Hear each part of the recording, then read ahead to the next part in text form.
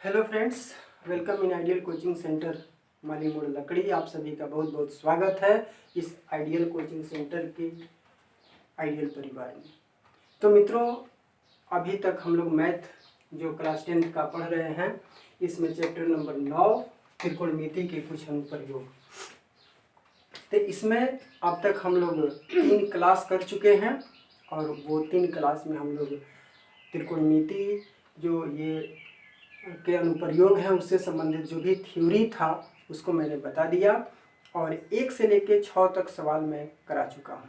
अब आइए आज हम लोग 7वीं क्वेश्चन को पढ़ेंगे। क्वेश्चन नंबर 7 यहाँ पर पढ़ेंगे। क्वेश्चन नंबर 7 बोर्ड पर ये लिखा हुआ है कि भूमि के एक मीनार से एक 20 मीटर ऊंचे भवन के शिखर पर लगी एक संचार मीनार के तल और शिखर के उन्नयन कोण क्रमशः 45 डिग्री और 60 डिग्री है, तो मीनार की ऊंचाई ज्ञात कीजिए। तो मित्रों, मैं बता दूं कि त्रिकोणमिति के कुछ अनुप्रयोग में सवाल को सबसे पहले ध्यान से पढ़ा जाता है, फिर उससे संबंधित डायग्राम को खींचा जाता है, तब सवाल को हल किया जाता है।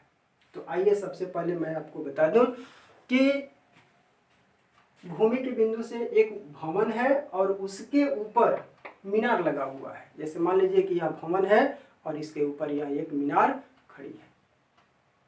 अब यह मीनार का टॉप हुआ शिखर और यह हुआ बॉटम, जो पाद बिंदु के नाम से जाना जाता है, पैर वाला बिंदु। तो इस तरह से ये दोनों एक दूसरे पर खड़े हैं। आइए इसको डायग्राम बनाते हैं। तो डायग्राम में हम लोग सबसे पहले यह खींच दिए। यहाँ पर ए बी सी, यह ए बी हमारा मीनार हो गया और यह हमारा भवन हो गया। भवन की ऊंचाई दिया हुआ है 20 मीटर और मीनार की ऊंचाई हम h मान लेते हैं। और भूमि के एक बिंदु से इसकी दूरी जो है वह मान लेते हैं कि यह D बिंदु है और इसकी दूरी या CD हो गई।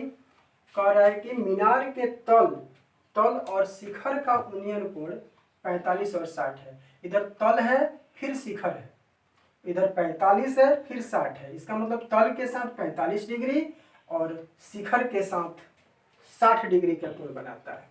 तो यह इसका शिखर है, तो शिखर को इस बिंदु से मिला दिए, तो यह जो कोण बनेगा वह हमारा 60 डिग्री का कोण बनेगा। और फिर इसको मिला दिया मैं बॉटम को, मीनार के बॉटम को मिला दिया, तो यह जो कोण बनेगा यह 45 डिग्री का बनेगा और यह हमारा 60 डिग्री का कोण बनेगा। तो इस तरह से डायग्राम हमारा कंप्लीट हो गया। अब इसको मान लेते हैं। आइए कि माना कि AB बराबर मीनार की ऊंचाई बराबर h, BC बराबर भवन की ऊंचाई बराबर 20 मीटर, CD बराबर भवन से भूमि के खास बिंदु की दूरी, और AC ये पूरा निकालना हो तो ये मीनार और यह भवन दोनों को जोड़ेंगे तो AC मिलेगा। मतलब AC बराबर हम कह सकते हैं AB प्लस BC बराबर H प्लस 20। AB जो है वो H है और BC हमारा 20 है। थीटा वन हम निकाल दें तो ये हमारा 45 डिग्री होगा पहला थीटा, तथा दूसरा थीटा जो होगा वह हमारा 60 डिग्री का होगा। तो इस तरह से फिगर से संबंधित बात भी हमने लिख दिया। अब हमको मान निकालना है इस मीनार की। यह 20 मीटर दिया हुआ है भवन और इसका थीटा दिया हुआ है 45 डिग्री। मतलब बी सी डी त्रिभुज में देखें तो थीटा मालूम है और थीटा के सामने की भुजा लंब मालूम है। हमें आधार ज्ञात करना है। तो आधार ज्ञात करने के लिए यहाँ चर्चा हो गई लंब और आधार की। तो मित्रों लंब और आधार में थीटा कौन होता है? एकदम ठीक है, tan थीटा होता है। तो यहाँ अब हम लिखेंगे कि अब राइट एंगल ट्रायंगल मतलब समकोण त्रिभुज BCD में BC समकोण त्रिभुज BCD में, तो BCD में हम लेंगे tan थीटा 1 बराबर होगा लंब बटा आधार। तो tan थीटा 1 का मान है हमारा 45 डिग्री। तो यह हो जाएगा tan 45 लंब होगा BC, लंब यह BC होगा, थीटा के सामने की भुजा लंब कहलाती है। और आधार यहाँ पर 90 डिग्री का एंगल बनेगा। तो यह 90 और थीटा के बीच जो भुजा होती है वो आधार होता है। मतलब जो 90 के सामने होता है वो कर्ण है और जो भुजा थीटा के सामने होता है वो लंब है। जो 90 के सामने नहीं है और न तो थीटा के सामने है, यह हमारा आधार कहलाता है, बेस कहलाता है। तो बेस हमारा हो गया CD। tan 45 का मान मित्रों आपको पता है कि 1 होता है, ये मैं बता चुका हूँ। तो 1 = BC का मान हमारा है 20 मीटर और CD का मान हमें निकालना है। इसके नीचे 1 मान के क्रॉस मल्टीप्लाई करेंगे। तो CD एकम CD और 20 एकम 20 मीटर। तो ये CD का मान हम यहाँ निकाल दिए। अब हमको निकालना है H का मान। तो अब त्रिभुज लेंगे ACD। तब यहाँ लिखेंगे अब समकोण त्रिभुज ACD में। तो यहाँ पर भी मित्रों देखिए, तो यह थीटा हमें पता है, यह आधार यहाँ हम निकाल चुके हैं। तो थीटा मालूम है, आधार मालूम है, हमको लंब निकालना है। तो फिर यहाँ पर चर्चा आधार और लंब, बेस और परपेंडिकुलर की हो रही है। तो फिर यहाँ पर थीटा हम लगाएंगे tan थीटा। तो फिर यहाँ पर लिखेंगे tan थीटा 2, थीटा 1 का तो यूज हमने यहाँ कर लिया है। tan थीटा 2 बराबर लंब बटा आधार। अब tan थीटा 2 तो tan 60 डिग्री है, थीटा 2 का मान 60 डिग्री है और यह हो जाएगा AC बटा CD। तो tan 60 का मान मित्रों आपको पता है कि √3 होता है। और AC का मान मित्रों यहाँ पर देखिए हमने लिख दिया है कि H + 20, इस H को और 20 को जोड़ेंगे तो यह हमारा AC मिलेगा। तो यहाँ पर हम लिख सकते हैं यहाँ से AC बराबर H + 20। तो यहाँ H + 20 और CD का मान यहाँ लिख देंगे। CD बराबर मिला है 20। यहाँ लिख सकते हैं कि चूंकि CD बराबर 20 मीटर ये हमने निकाला है। अब यहाँ पर क्या करेंगे मित्रों कि इसके नीचे 1 मान के क्रॉस मल्टीप्लाई तिरछा तिरछी गुणा करेंगे। तो ये H एकम H मतलब ये हो जाएगा H + 20 बराबर 20√3। तो अब यह प्लस में है, बराबर के बाद प्लस जाता है तो माइनस में बदल जाता है। तो H बराबर हो जाएगा 20√3 - 20। अब देखिए दोनों में 20 है तो हम कॉमन ले सकते हैं। H बराबर 20 यदि हम कॉमन ले लें तो यहाँ बचेगा √3 और 20 का पहाड़ा एक बार पढ़ेंगे तो 20 आएगा, मतलब एक मर्त में यह कटेगा तो यहाँ पर -1 लिखेंगे। फिर इसको गुणा कीजिएगा तो 20 एकम 20√3 और -20 एकम 20 हो जाएगा। तो इतना मीटर हुआ ये H का मान। ये मीनार की ऊंचाई हम निकाल दिए। यहाँ पर हम लिख सकते हैं अतः मीनार की ऊंचाई H बराबर 20 × √3 - 1 मीटर। ये हमारा आंसर होगा। आप मिला सकते हैं। तो मित्रों हमको उम्मीद है कि आपको यह समझ में आ गया होगा। आइए दूसरा सवाल हम देखते हैं। तो मित्रों यह क्वेश्चन नंबर 8 है। क्वेश्चन नंबर 8 में कह रहा है कि एक पेडेस्टल के शिखर पर एक 1.6 मीटर ऊंची मूर्ति लगी हुई है। भूमि के एक बिंदु से मूर्ति के शिखर का उन्नयन कोण 60 डिग्री है और उस बिंदु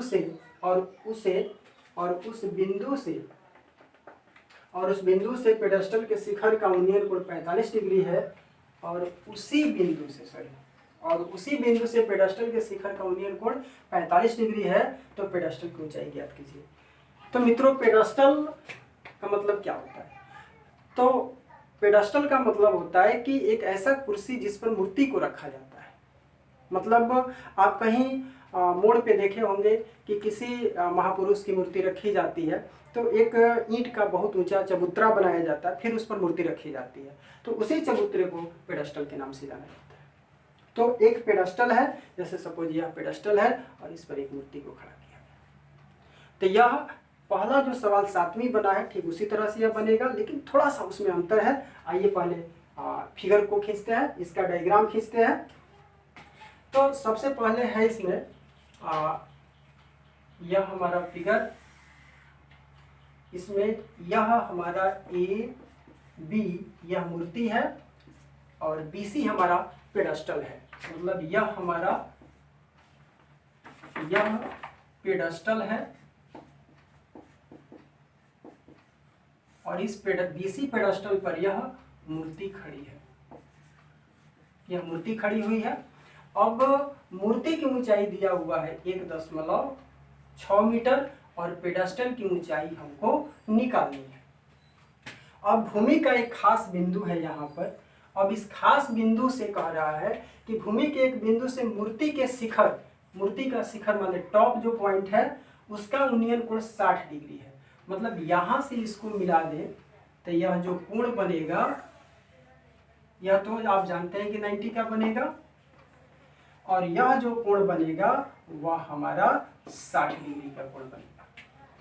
इसके बाद कह रहा है कि इसी बिंदु से अब मूर्ति के पेडस्टल का जो शिखर है यह है, यहाँ से जो कोण बन रहा है वह बन रहा है 45 डिग्री। तो इस तरह से मित्रों यह हमारा फिगर यहाँ पर मान लेते हैं कि D बिंदु है। यह डायग्राम कंप्लीट हुआ कि पेडस्टल के शिखर से 45 डिग्री का कोण बनता है और मूर्ति के शिखर से 60 डिग्री का कोण बनता है। तो यहाँ हम मानेंगे कि माना कि AB बराबर मूर्ति की ऊंचाई बराबर 1.6 मीटर और BC बराबर पेडस्टल की ऊंचाई ये हमको निकालना है।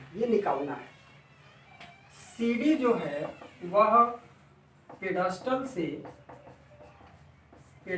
से भूमि के खास बिंदु की दूरी है और थीटा वन जो होगा वह होगा 45 डिग्री तथा थीटा 2 होगा वह 60 डिग्री। फिर उसी तरह से इस AC को हमें निकालना है, तो यह AB प्लस BC, मतलब AC बराबर हम लिखेंगे AB प्लस BC और AB का मान दिया हुआ है, AB का मान 1.6 और प्लस BC का मान दिया है H। ना लिख लिए।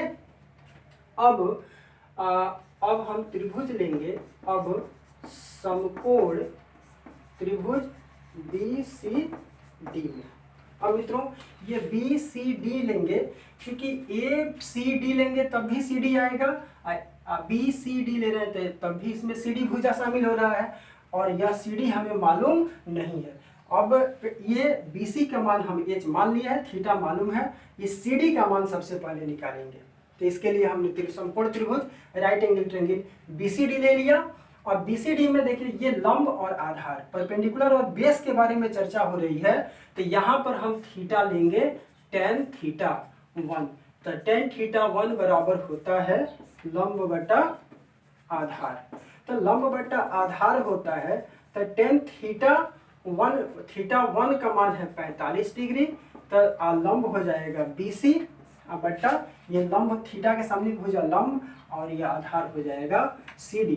तो tan 45 का मान 1 होता है और BC का मान हमने H माना है और CD हमको निकालना है। तो इसके नीचे 1 मानकर और क्रॉस मल्टीप्लाई कर लेंगे। तो CD एकम CD हो गया और H एकम H हो गया। तो CD का मान निकल गया H। अब CD का मान निकल गया तो अब हम लेंगे बड़ा वाला त्रिभुज ACD। अब समकोण त्रिभुज ACD में, अब ACD में देखिए तो फिर थीटा 60 डिग्री है और यह लंब हमारा हो रहा है और यह आधार। तो लंब और आधार परपेंडिकुलर और बेस के बारे में चर्चा हो रही है। तो फिर यहाँ पर लेंगे हम tan थीटा 2, चूंकि tan थीटा बराबर होता है लंब बटा आधार और जब भी लंब और आधार की चर्चा होगी तो tan थीटा ही लेंगे। तो थीटा 2 का मान हमारा 60 डिग्री है और लंब हमारा AC है, आधार हमारा CD है। लंब AC आधार CD। अब tan 60 का मान मित्रों आपको पता है कि tan 60 का मान जो है वह √3 होता है और AC का मान मित्रों यहाँ पर मैं निकाला हूं। AC बराबर है 1.6 प्लस H और बट्टा में आ जाएगा CD का मान हम निकाले हैं वो H। यहाँ हम लिख सकते हैं कि चूंकि CD बराबर H ये निकाले हुए हैं यहाँ पर। अब इसके नीचे 1 मानकर क्रॉस मल्टीप्लाई आप कर लीजिए तो हो जाएगा √3H बराबर 1.6 प्लस H। अब यह H प्लस में है, H का मान हमको निकालना है तो इसको इधर ले आ लेंगे, लेफ्ट में लाएंगे। तो जब भी बराबर के बाद या बराबर के पहले लाते हैं किसी भी चर मान को तो उसका चिन्ह बदल जाता है। तो यह प्लस में है तो यहाँ आएगा तो माइनस में हो जाएगा, बराबर 1.6 होगा। अब यहाँ देखिए तो √3H और -H दोनों में H है तो H को कॉमन ले लेंगे तो यहाँ बचेगा √3 और ये बचेगा 1 बराबर 1.6।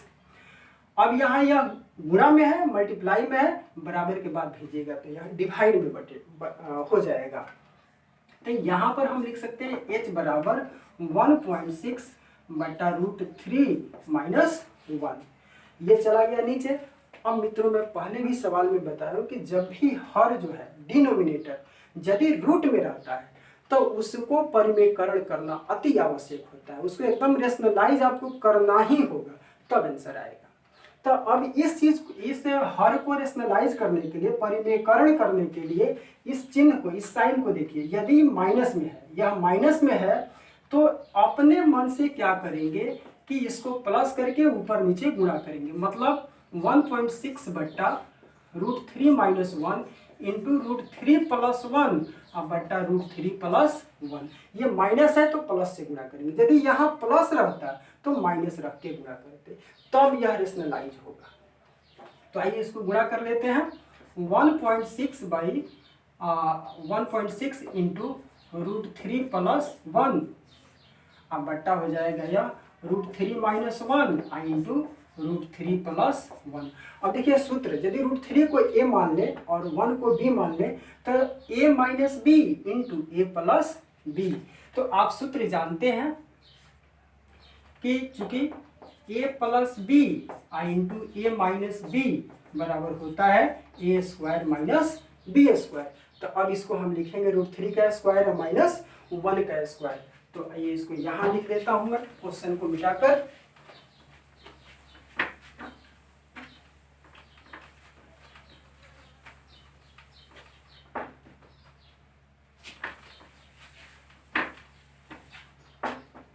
तो मित्रों यह हो जाएगा, यहाँ पर हम लिखेंगे h बराबर तो यहाँ हो जाएगा हमारा h बराबर 1.6 इंटू √3 प्लस 1 बट्टा हो जाएगा √3 का स्क्वायर माइनस 1 का स्क्वायर।